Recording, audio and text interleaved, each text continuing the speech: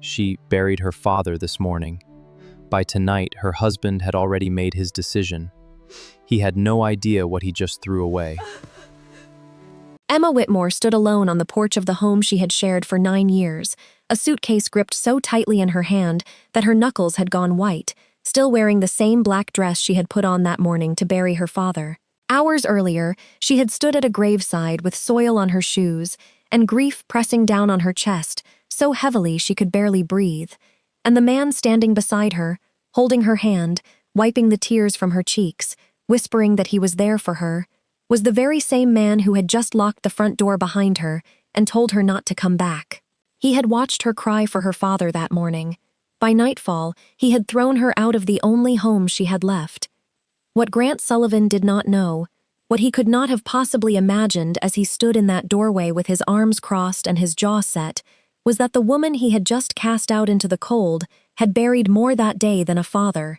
She had buried a secret she had carried since she was 12 years old. A secret so vast that if Grant had known even a fraction of it, he would never have let her walk out that door. He would have begged, he would have crawled. But pride and resentment had blinded him to something far bigger than either of them. And by the time he understood what he had done, it would already be too late to take it back. To understand how a man could stand at his wife's father's funeral in the morning and change the locks on her by evening, we have to go back nearly a decade, to a version of Emma who wanted nothing more than to be ordinary. We have to understand who her father really was, why she spent years hiding his name from the man she married, and what exactly was said between them at that graveside that made Grant believe, with total certainty, that he had nothing left to lose by walking away from her. Because he was wrong. He was more wrong than he could have ever conceived. There are 3 questions that will follow you through every minute of this story, and I want you to hold on to them, because the answers will not come easily, and when they do arrive, they will not arrive the way you expect. First, why did Emma Whitmore spend 9 years of marriage concealing exactly who her father was, even from the man she promised to spend her life with? Second, what happened at that funeral, in front of family, in front of mourners, in front of cameras that had no business being there, that pushed Grant to make the one decision he could never undo? And third, and perhaps most important of all, what did Emma inherit that afternoon that Grant had absolutely no idea was coming his way as well, whether he wanted it or not? Before we go further into how it all began, I want you to sit with the image we opened on. A woman in a black dress, still smelling of funeral flowers, standing on a porch with a suitcase, locked out of her own home by the same man who held her hand at the cemetery only hours before. Keep that image close, because everything that follows, every quiet Sunday dinner, every argument about money, every years-old phone call Emma took behind a closed door, all of it was leading to this single porch, this single door, and this single decision that Grant Sullivan believed made him the one walking away with power. He had no idea he was about to lose more than he ever thought he had. Before we dive deeper, let us know in the comments where you're watching from. We'd love to hear from you, and don't forget to hit that subscribe button so you never miss any of our upcoming videos. To understand the woman standing on that porch with a suitcase in her hand, we have to go back more than 20 years, long before Grant Sullivan ever knew her name, back to a 12-year-old girl, watching her parents' marriage collapse in a house far grander than anything most people will ever set foot in. Her father was Charles Ashford, a man whose name once meant something in boardrooms across the country, a man who built an empire out of shipping and real estate before Emma was even old enough to understand what any of it meant. But to Emma, he was not a headline or a net worth figure. He was simply her father, and when the divorce came, bitter and public and cruel in the way only wealthy divorces can be, she was the one left standing between 2 people who no longer wanted to look at each other, let alone share a daughter. The divorce did not just end a marriage. It fractured a family in a way that never fully healed. Emma's mother took her and left, choosing to raise her far from the parties, the photographers, and the Ashford name that came with expectations Emma never asked for. There were lawyers involved in nearly every decision of Emma's early adolescence, custody arrangements negotiated like business contracts, and holidays split down the middle by agreements that had nothing to do with what a 12-year-old actually wanted. She remembered, more than anything else from that period, the exhaustion on her mother's face, and a quiet promise she made to herself somewhere in the middle of it that she would never let money decide who loved her or why. By the time she was old enough to make her own decisions, Emma made one that would shape the next 2 decades of her life. She dropped the Ashford name entirely and began using her mother's maiden name, Whitmore, a quiet, unremarkable name that asked nothing of her and promised her nothing in return. She did not want the fortune. She wanted to be someone her father's mistakes had not already defined. She turned down a private university her father offered to fund in full and chose instead a smaller state school 2 states away, paying her own tuition through a combination of loans and long shifts waiting tables, determined that whatever life she built would be entirely her own, free of any question about whether she had earned it. By her mid-20s, Emma Whitmore was living in Charleston, working an ordinary marketing job at a mid-sized firm, paying her own rent, driving a car with over 100,000 miles on it, and giving no indication whatsoever that she had once eaten breakfast in a house with an ocean view and a staff of 12. It was there, in a life she had built entirely on her own terms, that she met Grant Sullivan, a sales associate 2 floors up from her office. Charming, in the easy way that ambitious young men in small cities often are, Grant did not fall in love with an heiress. He fell in love with a woman who split the check on their 3rd date and apologized for not being able to afford a nicer one. Their courtship moved at an unremarkable, comfortable pace. Dinners at inexpensive restaurants, weekend trips to the coast in Grant's aging sedan, long conversations on borrowed porches about the kind of life they both wanted eventually to build. Grant told her once, early on, that what he loved most about her was how uncomplicated she was, how refreshingly normal compared to the string of women before her who had come from families with expectations attached to every gift and every introduction. Emma smiled and said nothing, already understanding, even then, that the version of herself Grant had fallen in love with was only half the story, and that keeping it that way felt, at the time, like the safest decision she could make. Their early years together were, by any ordinary measure, happy ones. They rented a small 2-bedroom home outside the city, filled it with second-hand furniture Emma refinished herself, and built the kind of quiet domestic life that neither of them had grown up believing they deserved. There was warmth in those years. There was real love in those years. Grant learned to cook the few dishes Emma's mother had taught her. Emma learned to sit patiently through Grant's long, ambitious monologues about where he saw his career heading in 5 years, in 10 years, in the kind of future he was certain was waiting for him just around the next promotion. But there was also the ordinary financial pressure that eventually finds its way into most young marriages, and it was here, slowly and almost imperceptibly at first, that something in Grant began to shift. It started with small comments. A friend from college had just made partner at his firm. Another had bought a house twice the size of theirs. Grant, who had once been content with an ordinary life, began measuring his own worth against men who had more, and somewhere in that quiet comparison, resentment began to take root. There was a dinner, in their 4th year of marriage, at the home of one of those college friends, a sprawling new build with granite countertops and a view Grant could not stop mentioning on the drive home. He was quiet in the car, quieter than usual, and when Emma finally asked what was wrong, he said only that some men seemed to get every advantage handed to them, while others had to fight for every inch. Emma did not correct him. She simply reached for his hand and said nothing, carrying a truth in that silence that Grant would not understand for years. He never raised his voice about it, not in those early years. Instead, the resentment came out sideways, in offhand remarks about Emma's family being unambitious, in jokes that were not quite jokes, about how neither of them had connections that could actually help them get ahead. At a holiday gathering with Emma's mother, Grant made a comment, half laughing, about how it must be nice to come from a family with such simple expectations, no pressure to achieve anything beyond an ordinary life. Emma's mother went quiet for the rest of the evening.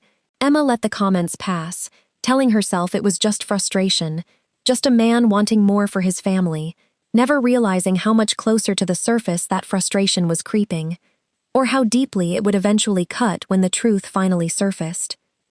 What Grant never questioned, not once in 9 years of marriage, were the phone calls.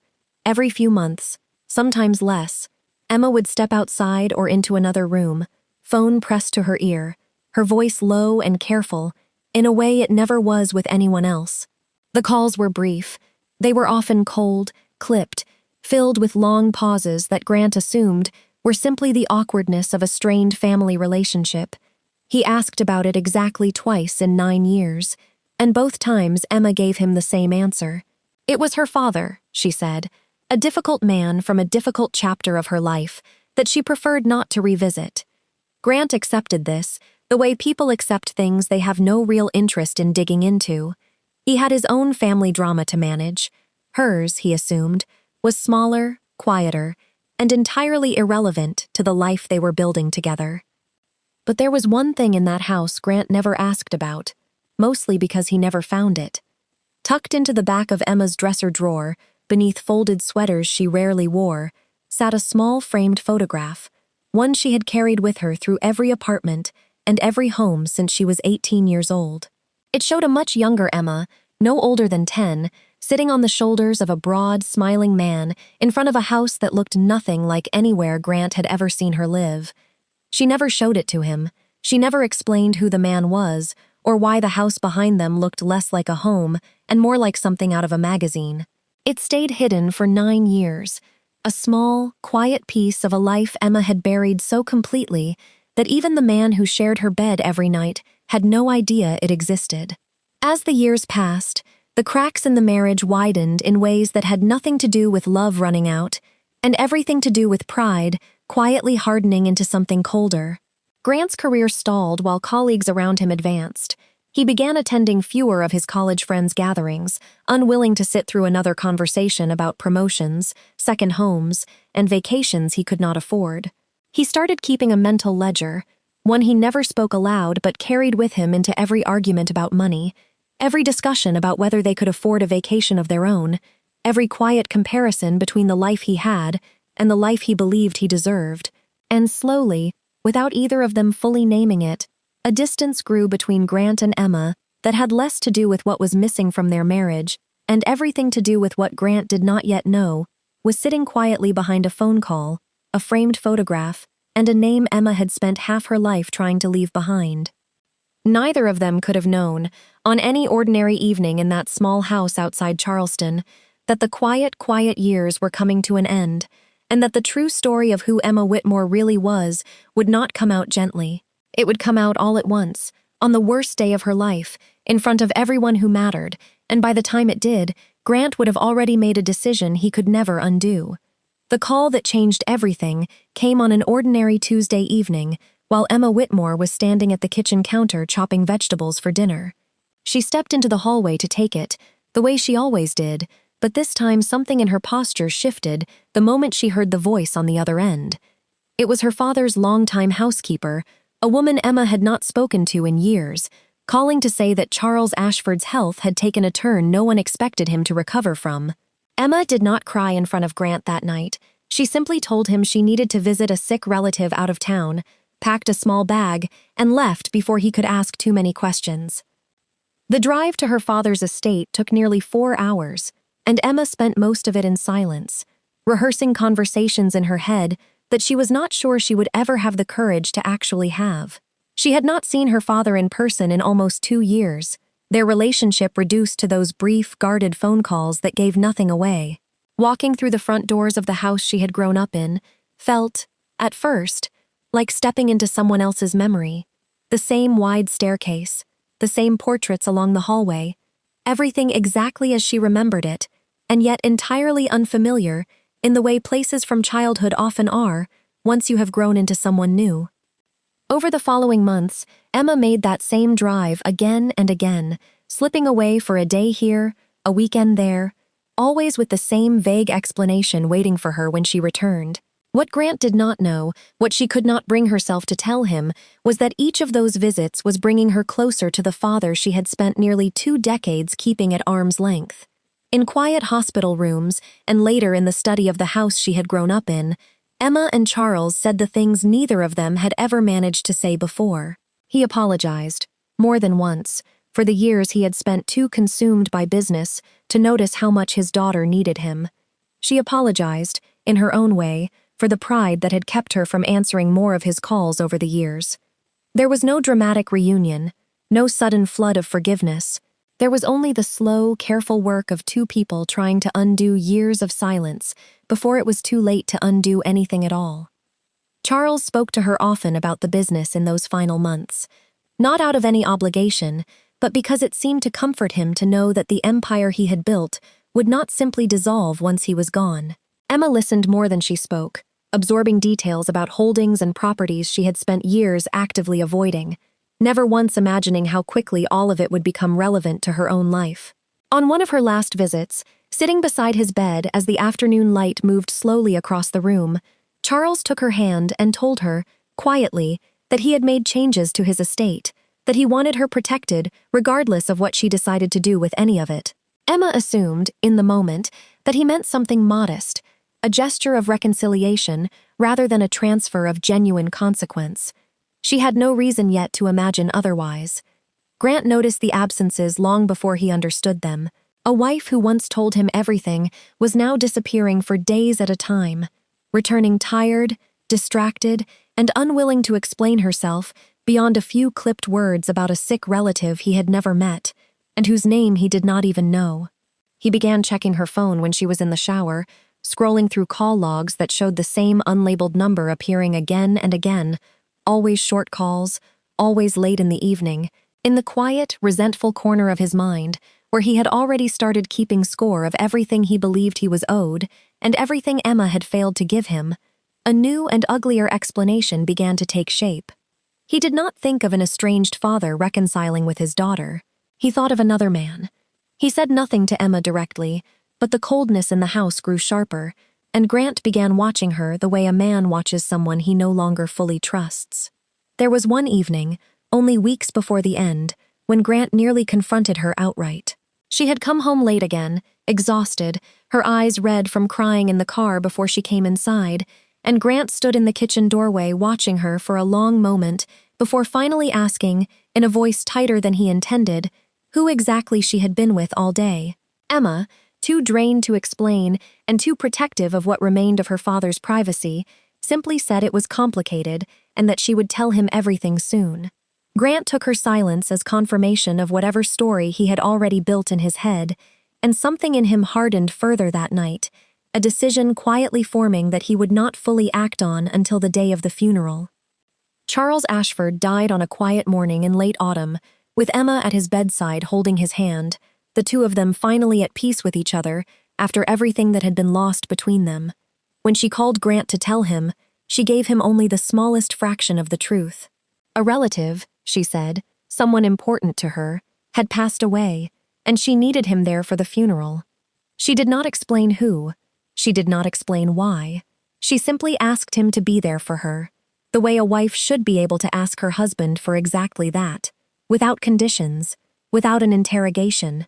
Grant agreed, more out of obligation than genuine concern, still convinced in the back of his mind that whatever grief Emma was carrying had little to do with him, and privately relieved that whatever secret she had been hiding might finally come into the open. Nothing could have prepared Grant for what he saw when they arrived. The funeral was not a small, quiet gathering for a distant relative. It was a procession of black cars stretching down the road, security personnel managing the crowd, and a guest list that included names Grant recognized from business magazines and evening news broadcasts. The programs handed out at the entrance bore a single surname printed in elegant script above a photograph of a man Grant had never seen in his life, a name that suddenly reframed every clipped phone call, every unexplained absence, every quiet evasion of the past 9 years. The name on that program was Ashford, and standing beside Grant, dressed in black, greeting mourners with practiced composure, was the daughter that name belonged to. Grant stood through the service in stunned silence, his mind racing backward through years of marriage, replaying every small lie and every convenient omission with a growing, humiliating clarity. He watched Emma move through the crowd of mourners with an ease and familiarity that told him this world had once belonged to her completely, that she knew exactly which distant cousin to embrace and which board member to nod politely toward, a fluency in wealth and status that 9 years of marriage had never once revealed. By the time the crowd began moving toward the burial site, His silence had curdled into something far angrier. He pulled Emma aside at the edge of the gathered mourners, his voice low but shaking with a fury he could no longer contain, demanding to know how she could have hidden something this large from him for 9 entire years. Emma, still raw with grief, tried to explain, tried to tell him this was never about deceiving him, that she had simply wanted one part of her life untouched by money and expectation. Grant did not hear any of it. All he could hear was 9 years of feeling smaller than the men around him, and the sudden, bitter realization that his own wife had been living a life she never once let him see. What Grant did not know, what he could not have known standing there at the graveside, consumed by his own wounded pride, was what that name and that funeral actually meant for the two of them going forward. In his mind, already spinning toward the worst possible conclusion, he assumed the obvious thing an estranged, cut-off daughter might expect. He assumed there was nothing left for Emma to inherit at all, that whatever fortune the Ashford name carried had already passed her by the moment she walked away from it as a young woman. Convinced of this, and burning with years of resentment that had finally found a target worth aiming at, Grant made a decision before they had even left the cemetery. The marriage, he told her flatly, was over. By the time they returned home that night, Grant had already moved through the house like a man executing a plan rather than processing grief. Emma's belongings sat packed by the front door, gathered with a cold, deliberate efficiency that told her exactly how long he must have been rehearsing this moment in his head. He told her she had lied to him for the entirety of their marriage, that he could no longer trust a single thing she had ever told him, and that he wanted her out of the house before the night was over. Emma, exhausted from grief and stripped of the energy to fight, did not argue. She simply gathered what he had already packed and walked toward the door, still wearing the black dress she had worn to bury her father only hours before. She stepped outside into the cool night air, suitcase in hand, the door closing behind her with a finality that echoed louder than it should have. But Emma was not alone on that street for long.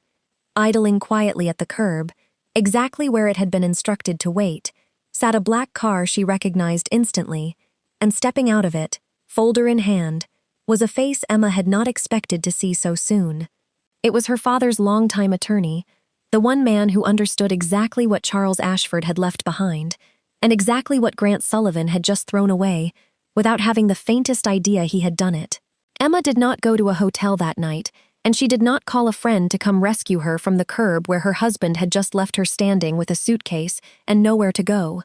Instead, she got into the black car that was already waiting, and the woman sitting inside it was someone Emma had known for most of her life, though never quite like this. Diane had served as her father's attorney for nearly 30 years, present at every major decision Charles Ashford had ever made, and present now for what would turn out to be the most significant conversation of Emma's entire life. She did not offer condolences about the marriage. She simply told Emma that there were things she needed to know before the night was over, things her father had insisted be handled quietly, privately, and away from anyone who did not need to know them yet. The car did not head toward a hotel or toward Emma's mother's home, the two places Emma might ordinarily have expected. Instead, Diane instructed the driver toward the offices of Ashford Holdings itself, quiet and empty at that hour, the kind of building that felt entirely different at night than it must have during the working day. Diane explained, as they rode in silence through streets Emma barely registered, that Charles had asked her more than once in his final weeks to make certain Emma understood everything in full the moment he was gone, not gradually, not in careful stages meant to soften the impact, but all at once, exactly as he had structured it. What Diane told her in the back of that car was not what Emma had expected, not even close. She had assumed, the way most people assume about a father they walked away from decades earlier, that whatever inheritance existed would be modest, symbolic, perhaps divided among cousins and distant relatives who had stayed closer to the family over the years. Diane corrected that assumption within the first few minutes. Charles Ashford had never remarried. He had never had another child. And in the years since Emma had quietly begun reconciling with him, he had rewritten his estate not once but twice, each time making his intentions clearer than the last. Emma was not simply an heir among many. She was the sole heir, the only name on a document that controlled a business empire built over 4 decades. The scope of it did not settle on Emma all at once. Diane walked her through it carefully, piece by piece, the way a person explains something enormous to someone still too shaken to fully absorb it. There were properties across 3 states, holdings in shipping and logistics that stretched back to before Emma was born, and a portfolio of commercial real estate that included buildings Emma had walked past 100 times without ever knowing her own father's name was on the deed. Diane spread a series of documents across the small table inside the office, pages of holdings and subsidiary companies Emma had never heard of, each one representing decisions her father had made across a lifetime she had only glimpsed in fragments. Buried somewhere inside that portfolio, almost incidentally, almost as if the universe had a particular sense of irony that night, was the very office building where Grant Sullivan had spent the last 6 years of his career, slowly watching his coworkers get promoted past him. Emma sat with that particular detail longer than any other, turning it over in her mind with a strange, disbelieving quiet. Of all the properties in her father's portfolio, of all the buildings scattered across 3 states, it was this one, the one tied directly to the man who had just packed her belongings and put her out on the street, that seemed to demand her attention first. Diane, watching her closely, said nothing about what Emma should do with that information. She simply let it sit there on the table between them, one document among many, waiting for Emma to decide, in her own time, what any of it meant. While Emma sat in stunned silence, absorbing the true scale of what she had just inherited, Grant was 2 miles away, doing something considerably smaller. He had already called 2 of his closest friends from college, the same men whose promotions and vacations had quietly eaten away at him for years, and he was telling them, with a satisfaction that bordered on relief, that he had finally ended things with Emma. He framed it as a discovery of betrayal, a marriage built on lies, a wife who had hidden an entire secret life from him for 9 years. He told them he felt free for the first time in a long while, that he had dodged a bullet he did not even know he had been standing in front of. One friend asked, almost as an afterthought, what exactly Emma's family situation had turned out to be, and Grant waved the question off, saying only that it did not matter anymore, that whatever she came from clearly was not worth the years of lying it took to hide it. Not one of them pressed further. Grant himself had not thought to ask either, too consumed by his own wounded pride to consider that the woman he had just thrown out might be walking away with something far larger than he had assumed. In the days that followed, the contrast between the 2 of them grew almost unbearable to witness.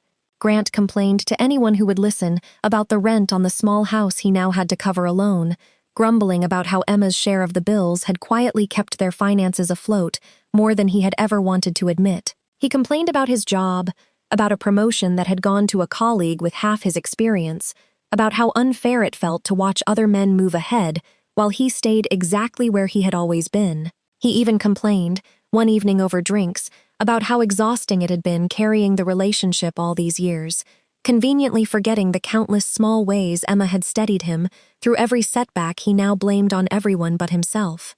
Every complaint was small, ordinary, the kind of frustration any working man might voice on a bad week, and every single one of them stood in stark, almost unbearable contrast to what Emma was quietly stepping into on the other side of town, a fortune large enough to make Grant's entire list of grievances look almost laughably small by comparison. Emma, for her part, was not thinking about revenge in those early days. She was thinking about her father, about the years they had lost, and the months they had managed to reclaim before it was too late. She met with Diane repeatedly that week, signing documents, reviewing holdings, slowly stepping into a role she had spent her entire adult life trying to avoid. There were board members to meet, executives who had worked alongside her father for decades and now watched her with a careful, evaluating curiosity, uncertain whether the daughter who had stayed away for so long was prepared for what had just been placed in her hands. Emma answered their questions honestly, admitting what she did not yet know, promising only that she intended to learn quickly and take the responsibility seriously. She had grief to process and a business empire to understand, and somewhere in the middle of both, the last thing on her mind was the man who had packed her suitcase and locked the door behind her. But business, unlike grief, does not wait for anyone to be ready. It was on a quiet afternoon, less than 2 weeks after the funeral, that Diane placed a folder in front of Emma containing routine paperwork related to one of the commercial properties in the portfolio, the kind of document that would ordinarily require nothing more than a signature and a passing glance. Emma began reading through it out of habit, the same careful attention to detail her father had once tried to teach her as a teenager, and it was there, buried in a paragraph about lease agreements and tenant contracts, that she saw it. The building's primary corporate tenant, the company occupying 6 of its 8 floors, was the very firm Grant had worked at for the last 6 years of his life, the same office where he had spent countless evenings complaining about being overlooked and underappreciated. Emma sat with the folder in her lap for a long moment, the weight of what she now held settling over her in a way that felt almost surreal. She was not simply the woman Grant had thrown out on the worst day of her life. She was, whether she wanted the responsibility or not, now the person with direct influence over the very building where his career, his pride, and everything he had built his self-worth around for the last 6 years currently stood. She had a decision in front of her now, one Grant did not know existed, one that would determine far more than either of them yet understood, and for the first time since she had walked out of that house with a suitcase in her hand, Emma realized the story was no longer only about what Grant had done to her. It was about what she chose to do next. Grant Sullivan found out the way most people find out the truths they least expect, in an ordinary moment, surrounded by ordinary people, with absolutely no warning that his entire understanding of his own life was about to be rearranged. It came on a Monday morning, in the same conference room where he had sat through dozens of routine meetings before, called in along with the rest of the staff for what management described only as an important company announcement. He assumed it was another round of budget cuts, another reorganization that would leave him further behind than he already felt. He had no reason to expect anything else. He certainly had no reason to expect what appeared on the screen at the front of the room. The announcement was simple, professional, and utterly devastating in its timing. Ashford Holdings, the company that owned the building they sat in and controlled the lease their employer operated under, had undergone a formal transition in leadership following the passing of its founder. The new controlling owner, the name now printed clearly across the letterhead projected on the screen, was Emma Ashford Whitmore. Grant sat frozen in his chair as the name registered, as the room around him buzzed quietly with unfamiliar corporate details that meant nothing to his coworkers and everything to him. Nobody else in that room understood the significance of what they were looking at. Nobody else in that room had been married to that name for 9 years. For a long moment, Grant simply stared at the screen, waiting for some part of his brain to offer a different explanation, some alternate reading of the letters in front of him that did not mean what he already, sickeningly, understood them to mean. There was no alternate reading. The woman he had called unambitious in front of his own friends, the woman whose family he had mocked as lesser than the ones his colleagues had married into, the woman he had packed into a suitcase and put out on the curb the night of her father's funeral, now controlled the very ground beneath his feet, literally and financially, in a way he could never have imagined possible. Every dismissive comment he had ever made about her family replayed itself in his mind with a fresh, humiliating clarity, each one landing heavier than the last now that he understood exactly who had been listening. He left the meeting early, citing an emergency he did not actually have, and sat alone in his car in the parking garage beneath the building Emma now effectively owned, trying to make sense of a life that had rearranged itself in the space of a single announcement. His first instinct was not guilt. It was calculation. He began replaying the events of the funeral, the argument at the graveside, the suitcase by the door, searching for some version of events where his behavior could still be explained away as reasonable, understandable, something a hurt and betrayed husband might do under difficult circumstances. It took very little time for a different instinct to take over, one far more familiar to him than guilt had ever been. If Emma held this much power now, perhaps there was still a way back into her life, and perhaps that way back was worth pursuing, regardless of what he actually felt. The messages began that same afternoon, tentative at first, then increasingly warm as the day went on. He told her he had been overwhelmed with grief himself, watching her lose her father, and that his reaction that night had come from a place of pain rather than cruelty. He told her he missed her, that the house felt wrong without her in it, that he had been doing a great deal of thinking since she left, and realized how much he had taken for granted. Every message was carefully worded, softened, designed to sound like reflection rather than the sudden and rather obvious change of heart that had followed directly on the heels of a corporate announcement. Emma read each one carefully, recognizing in Grant's newfound warmth the same calculating quality she had spent years quietly excusing in smaller forms throughout their marriage. She did not respond right away. She did not need to. That evening, alone in the quiet of her father's old study, surrounded by the same shelves and the same desk where Charles Ashford had once tried to teach a much younger Emma about the responsibilities that came with the family name, she allowed herself, finally, to feel the full weight of everything the last month had cost her. She thought of her father in his final days, of the years they had lost to pride and silence, of how close she had come to never reconciling with him at all. She thought of 9 years of marriage built on a foundation she now understood had never been as solid as she believed, and of a husband who had shown her, without any hesitation, exactly what he valued and exactly what he did not. There was no triumph in the moment.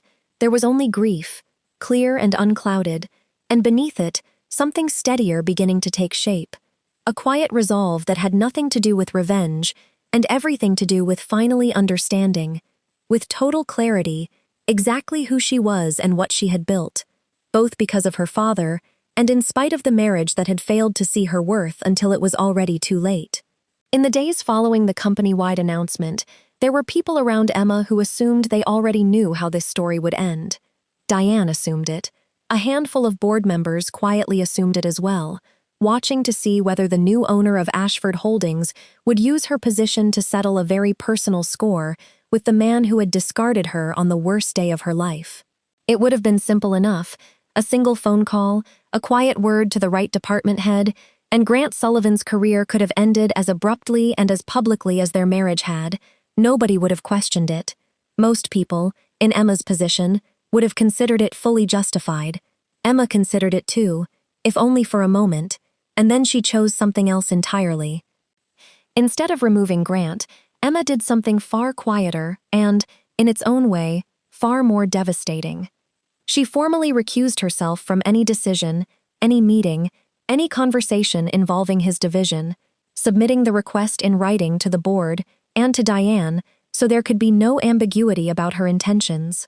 She made certain that Grant's performance reviews, his standing with management, and any future opportunity for advancement would proceed exactly as they always had, entirely untouched by her ownership of the building he worked in or the company that employed him. If Grant kept his job, he would keep it because he had earned it. If he was passed over again, that too would rest entirely on his own record, with no version of events left for him to point to where his wife's fortune had either saved him or destroyed him. It was a decision that stripped Grant of the one thing he might have clung to in the aftermath of everything that had happened, a villain to direct his anger toward. He could not tell people Emma had used her new position to punish him, because she had gone out of her way, publicly and formally, to ensure she had done the opposite.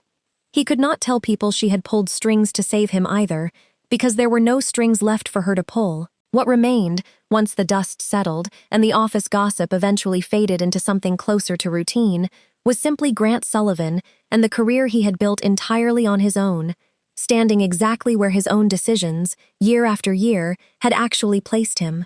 There was no fortune to blame for his stalled promotions. There was no interference to resent. There was only the plain, uncomfortable truth of a life he had shaped himself, now fully visible with nothing left to obscure it.